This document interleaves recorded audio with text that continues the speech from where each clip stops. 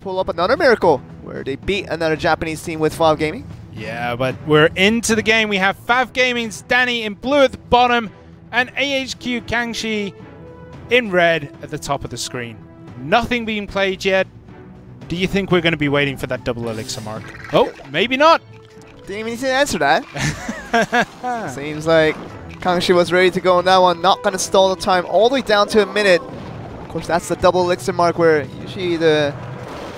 Interesting log there. I guess he was doing it for cycle because there was nothing in the way, and if he was preparing something, it doesn't feel right, you know? Like throwing out that predictive log when there's only an ice golem there against two guards. Yeah, and we also see the bandit being summoned by Donnie, but has been countered by Goblin Hut. I feel like the Goblin Hut is kind of a counter against when it talks about the bandit can rush into each goblin that's being summoned, then summon right, dash right to the hut, and when you can know that, then that the Goblin Hut's not going to stay alive for a long time.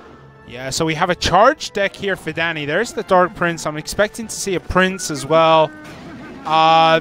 This deck is actually really good against spawner decks like this because, as you said, the bandit can charge between the golem spawns and then he's right on top of the tower, right on top of the hut, and she does so much damage when she charges.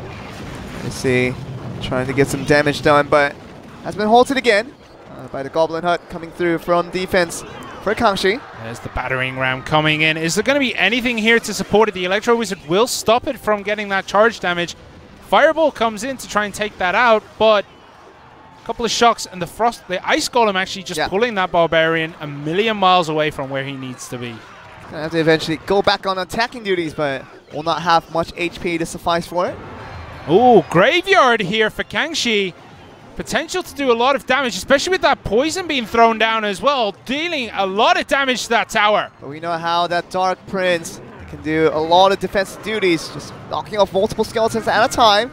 Look at the left side here, trying to see what they can do with this because we're still looking at the Infernal Dragon just being halted in its tracks. Such defense is coming in, but can we get more defense out of this? Yeah, Danny is struggling really to connect with these towers right now.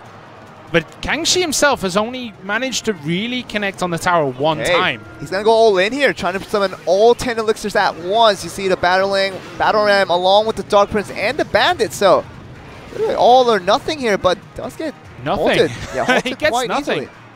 Going all or nothing and getting nothing is very, very bad for Danny here. However, he does have a chance to reset, bring it down, play it one more time, and hope for the best. Really, that Goblin Hut is doing such a good job of just soaking up all the damage that will come from all these charges coming in. But yeah. Did you see that? The Dark Prince then was stopping the battering ram from going towards the Goblin Hut. The battering ram was trying to turn, and the Dark Prince was just keeping him going in a straight line. All right. It's an interesting play there. Trying to make sure the Battle Ram has only one objective, and that is towards the tower. Yeah, the Inferno Dragon does get another 100 damage off, but look how low that bottom right-hand tower is getting with just the damage from the Spear Goblins. And now incoming Graveyard, and he hasn't put anything down to defend it. That tower is going down so quickly. We're not going to see the Ice Golem being able to stop all the skeletons coming from the Graveyard, and we're going to get it down to 229, so...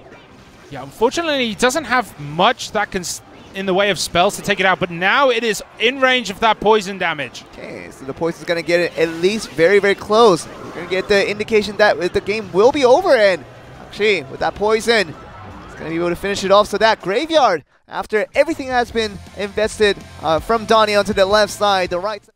Close this one out. Let's see what happens here, because game is underway. Still get Donnie on the bottom side for FAV Gaming, and she's going to be on top. Another structure being used. This time the Furnace Hut. Furnace versus Goblin Hut. Who wins? Usually the Furnace, I think. Yeah, if you put a Fireball right there, it just helps that win a little bit more. Yeah, but there's the log coming in. Could have been timed a little bit better, maybe? No, it was actually good timing. I think he managed to hit the spawn of the Fire Spirits there. Let's see the Goblin Gang just trying to defend out against the other Goblin Gang that was trying to give me. Going for the attack for Kangxi. Yeah, another Goblin Gang. Incoming Goblin Gang. He does have the mirror in his deck, actually. Kangxi with the mirror play. We don't get to see that much. There are the arrows clearing up all that elixir that was down there for Danny. Danny now is looking in a very, very bad spot. We were looking at this as Goblin Gang came right after the other Goblin Gang died, so we kind of suspected that was a mirror, and definitely was so, but what else we're going to see here, because once again, Danny's card seems to have been countered quite a bit, because even looking at that mini horde, 5 elixirs, and it can just be wiped away by that arrow, 3 elixir use. For the spell card, we don't see much in the competitor decks here. There's 3 Musketeers. That is a card we do see a lot in competitive. But is it going to be enough to break through? There's a Fireball which just wipes them out. Game over. It's very hard now for Danny to pull this back. Tournament level. Obviously, Fireball does enough damage to wipe out any Musketeers. So I think that was the mirrored Fireball to finish him off. Usually, don't 3 Musketeers have a slither of health after a Fireball? It's hard to tell because we only saw 1 Fireball being used, but could check up on that again. So we see once again a charge composition being used. Trying to get that battle ram in, but it becomes increasingly difficult when the Goblin Gang is right there to attack it. Yeah, there was good positioning on that Goblin Gang so that the Goblins were quite spread out by the time the P.E.K.K.A. gets near. Okay, so you're right. I think that Fireball was a clone one last time around that allowed that to come in, destroying one of the Musketeers, but this time around, the Musketeers are having a hard time trying to get to their locations and what they do. See the Ice Golem doing a very good job of luring the P.E.K.K.A. away for the defense. Yeah, unfortunately that Goblin is going to ruin that, but the other Goblin being spawned there will hopefully clear it up. Yeah, it doesn't even get anywhere near the tower, but it is looking very rough here once again for Danny. His tower is down to 1,200, 1,000. The Goblin Gang, the Goblin Barrel does connect as well. There's a Fireball. That tower is getting dangerously low. 552. That's what he has to hold on to. 180 seconds of play. So that means that 3 minutes. Can he hold on? Because the P.E.K.K.A. is being summoned on the left side and a lot of distractions. Gonna be allowing the rest of the Kangxi support to make sure they go for the attack here. Yeah, we see arrows come in there. Perfectly taking out that minion horde. Plays his own minion horde here. If that connects to the tower, that's going to be game over. Okay, Goblin Barrel does connect that time around, but you see the mini horde just trying to take away the aggro. P.E.K.K.A. gets 1 hit on the bottom left-hand tower. This is all going wrong for Danny. Danny, I don't think he's going to be able to go for much of a win here unless he just goes for a tie, but he needs to hold out for 2 more minutes in order to get there here. There's a Fireball. What are we going to see? P.E.K.K.A. What are we going to see? Mirror again. I think he likes to use the mirror on things like Goblin Gang, just so that it's low elixir cost, but it's just so big in numbers. There's the log. We'll see another one. The mirror actually would be a really good choice now. There we go. There was the mirror. And takes it out with the arrows, predicting it. That is game over. Kangxi. Wow. So you see that Goblin Barrel in the end, cloned with another Goblin Barrel, but knowing that the only defense that Donnie had left over was going to be to have at least in the 2v2. Yeah, and we're into set 2, game 1. Fav Gaming's Raiden Yakitori in blue, AHQ Esports, Yao Yao and Jacques in red at the top. And we see the Lava Hounds come down. Okay. Both teams going Lava Hound here. Japan and Southeast Asia going for that Lava Hound here. You see the Baby Dragon for the side of Fav Gaming, trying to go for the additional push. And there's the balloon. Lava Balloon. Oh, and a clone. Is that, I couldn't see who got the clone there. I think both cloned. No? No. It was from the HQ side because no, actually it was. Wait. I'm really struggling to see who cloned who. I think it was. Was it both? I think, yeah, it might have been. I think it was AHQ actually who cloned because there were 2 Inferno Dragons at that time. Wow. And so much damage being done in that push. Already taking down 1 tower. Looking like they're going to take down this King Tower. Uh-oh. Whoa! What? It's done. What? No, it's done. What? One more spell. There we go. There's a rocket ceremony. What? What just happened? How long did it take, guys? It took just over a minute. 1 minute and did it take 5 a minute? seconds. Did it take a minute? It did take a minute. 1 minute, 5 seconds. That is. And here we are. After, I don't know, 2 minutes after that first game, we're already on to the second game. Yeah, I mean, you always do want to play a Lava Hound and then the balloon once it reaches the bridge because that's the whole Lava Balloon deck, right? But I feel like it's more viable when you're not giving up your defense in trade of that Lava Loon combo. That's why I feel like it's the more viable when it's the double elixir moment. But they would have defended really easily if it wasn't for that clutch clone spell. I feel like their defense would have been a lot better if it wasn't for the clone spell. But let's talk about game number 2 here. We have seen the Giant Skeleton come out. We see Night Witch. We see Lava Hound.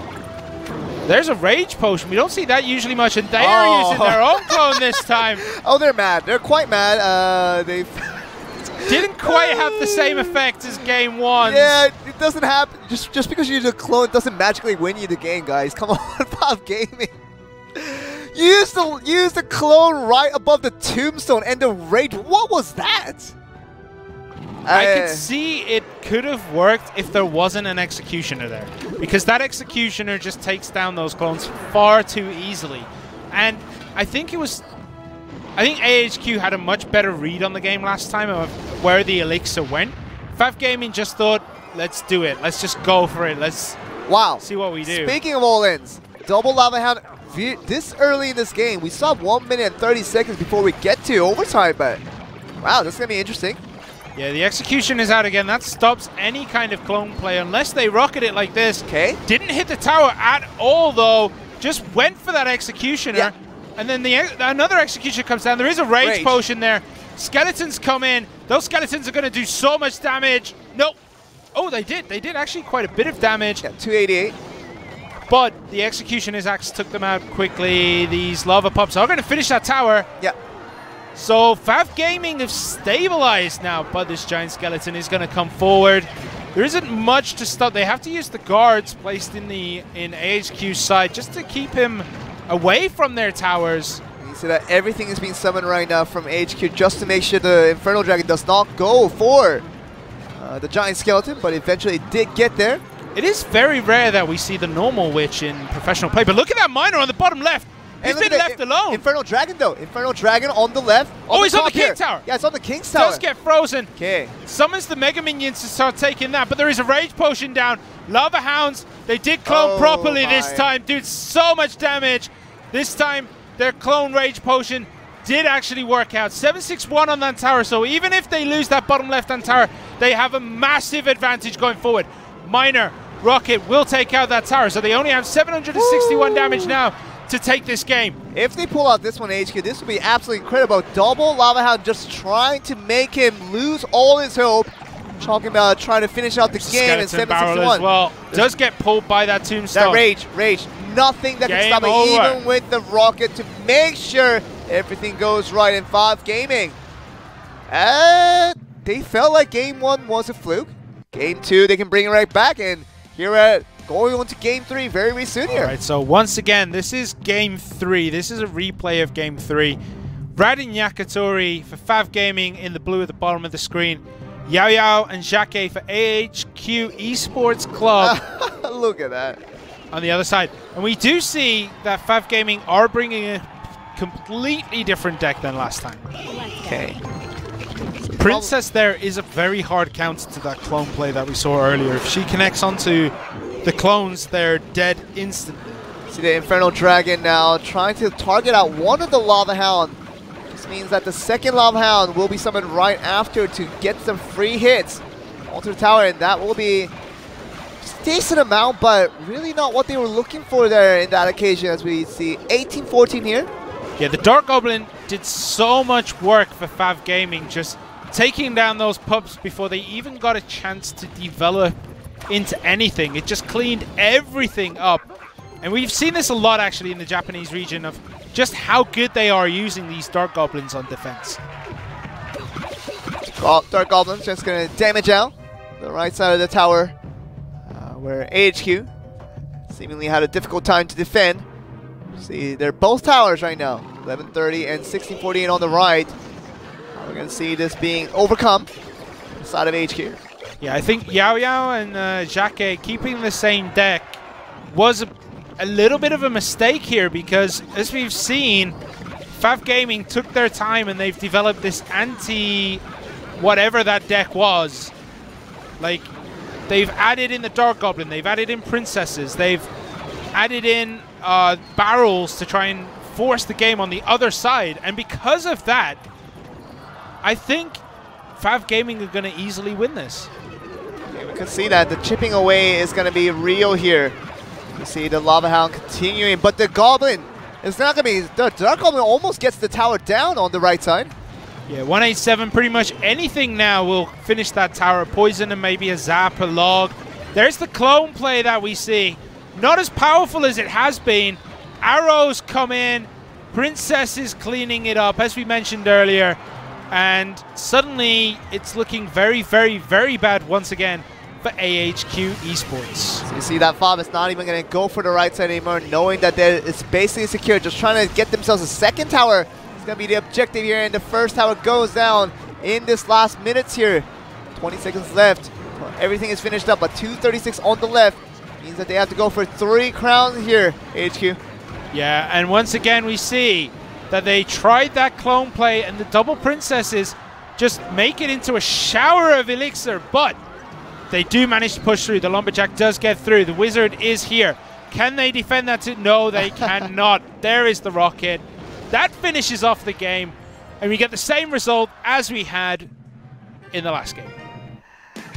So we're looking at HQ, who failed to get a win after that remake did happen. So Fav Gaming will be winning out that one. So eventually we were going to get to the ace match anyway. So Club Jacquet is about to begin. We're in the arena. Let's see what happens. And see what cards are going to be playing. That's the most interesting question that we're throwing up in the air. Let's really find out what the players have in mind.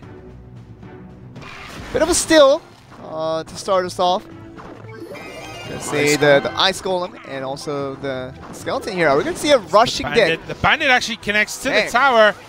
The Electro Wizard has to come straight down, making sure that she doesn't deal a lot of damage. 8 elixirs being used just for the Bandit. And there is the Dark Goblin. As we've said, this is a very, very common card in the Japanese meta right now. Wow, and we see the Dark Goblin wiping out the Electro Wizard and also the Baby Dragon as well. So very good utility use out of that one just for 3 elixirs. Yeah, very valuable card, that Dark Goblin right there. Whenever I play it, it never gives me that much value, but the professionals know how to eke elixir value out of absolutely everything. Probably is the reason why you're here right now playing these stages. The reason why we're sitting here, not on that stage, we're not in Taiwan, we're in Korea, just bringing you guys the action. Oh, the Dark Goblin actually goes across the river there, taking out the Tombstone. It has a huge range, that Dark Goblin, and just allow it to just get some free damage. Damage output is quite large. We see, it looks like Fav Gaming's Rav has a little bit of an advantage when it comes down to the cards played so far. But I feel like Jacquet's deck will really kick into gear once this double elixir time comes up. And there is a golem. That does mean that double elixir time is going to be a very dangerous time for Rad, because he can build so much behind the golem. Still looking at us here. Trying to see what the defense opportunity will be here, and trying to get away from all the damage coming through. And the Miner finally goes in with the Dark Prince. So that's the attack on the right side for Jacquet. If he can get this one in, and that will be very, very good for the defensive strat. And they can just keep on and try to keep the pressure on as well. But the Electro Wizard stopping the Infernal Dragon from destroying the Golem. So the Golem is still at work. I wonder how far it can go with this one. Yeah, the Electro Wizard as well is still at work. Down to 824. The Baby Dragon's going to clean up that Inferno Dragon. Down goes the tower from the Mega Minion. Yep, and that will be done with that. And the ace match begins off with Rad suffering that tower loss from the side of Jacquet. Yeah, Jacquet drawing first blood here, but the rocket comes in, takes down the tower and the Mega Minion. All is being reset, but Jacquet's push with this Golem worked so well last time. Will he be able to defend this push from Rad? If he does, I feel like he's going to have a massive advantage coming through. Dark Goblin, though, does connect. There's the Inferno Dragon. We see Mega Minion used. There's the Electro Dragon to make sure the Inferno Dragon cannot do anything. But look at that charging Dark Prince down the other side. And look at the Golem on the left as well. Jacquet's not done on the offensive end of things as a Baby Dragon. It's just going to be going for the Ice Golem that has been summoned, but everything just being used as a distraction tool. But still, we're going to see doesn't tower connect. Go down, and that will be them just finishing it off. And Jacquet is going to get the win here in game 2. Game 1, I'm sorry, because We were talking about so many games being played here today. Everything feels like a game too. Yeah, unluckily, I mean... So here we are, FAF Gaming's red in the blue.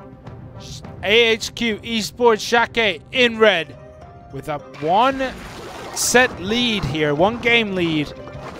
Will he be able to finish it off here? Rad bringing us the princess this time around. We haven't seen that many princesses really in this tournament so far. Okay, we're gonna see a Tesla. We usually know what that means. Yeah, it usually means they're playing Tesla. Oh, come on. There we go. That's what I was talking about. The Expo actually played defensively here. Sure, and it makes a lot of sense. He's gonna target the Goblin Hut. Make sure he gets the free 4 elixir trade. Make sure that Goblin Hut does very little summoning. He is playing a quite a bit heavier Expo deck than what we usually see in these games. Yeah. Usually we see the extremely low Expo cycle deck.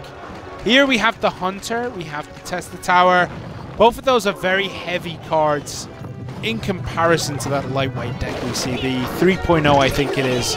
Another defensive Expo being summoned. That's definitely not going to target the tower. You see it just go for all these little pesky goblins. Just go for that one Goblin Hut as well. And a mirror from Rad, making sure that he does get a Goblin Hut that's going to live a lot longer. And those level 10 Spear Goblins are going to survive quite a bit of damage from the Expo, but they're still not ever going to get a Spear out of their hands, basically. You see the Bandit come in. It's going to go against the Hunter and the Ice Golem here. Bandit will not last long against the Hunter's shotgun. Of course, with the... Finally, we see the aggressive Expo. Will it connect onto the tower? Does not connect onto the tower. It actually connects onto that hut one more time. The Bandit will quickly take care of that. But the Hunter there cleans that Bandit up in one shot. So now the Expo connects onto the tower. How much damage is it going to do? 500 damage right there. 600. Almost just 700 damage pretty much. 1772. On this side of the tower here. Fireball being used to get that down to 1521 in addition to damaging out the Goblin Hut. Seeing mirrored once again, so that's a huge elixir being used just to summon out more goblins. Yeah, but the Expo here will do work against all of this. It will make sure those Spear Goblins don't get anywhere near the tower. Also takes out the Princess with the log. There goes the Spear Hut. There goes the rest of the Spear Goblins. And now the offensive Expo comes in. Is it going to be able to connect? In comes the Tesla to make sure that nothing can push. Once those Spear Goblins die, that Expo connects. It's going to be very hard, but it does connect onto that hut. You see the skeletons used, another hut played. Excellent defense here by Rad, making sure that that Expo doesn't target the tower. But he needs to be able to push. He has nothing going forward here. Second Tesla here, just going to get ready for another Expo as we see right there. Jacques is going to be ready to go with it. It's this matter of speed, and the Rays talking about who's going to get to the targets a little bit quicker. Still looking at the Goblins being summoned here, and that's eventually going to lead them to probably them going away here. There we go, we get another connection onto that tower with the Expo. He's kind of already called the good game. He's throwing out the good game. Oh. That's preemptive. But the log, yeah, I think if he took that time not to type in good luck, the good game here, that probably would have meant that he could have got the log onto Bandit a little bit more clearly there. Of course, the log missed onto that. Yeah, Rad is in a very, very bad position here, but I think he needs to play for the draw. He needs to wait another 2 minutes. Can he defend that long? Doesn't look like it. Does throw down the Bandit, but it does connect onto the tower. There we go. The tower is going down. There's the fireball. There's the log. Game over. AHQ Shake closes up match 1 for AHQ Esports. They were 0-3 coming into this week's matches. And here we go. 2 wins. They get their first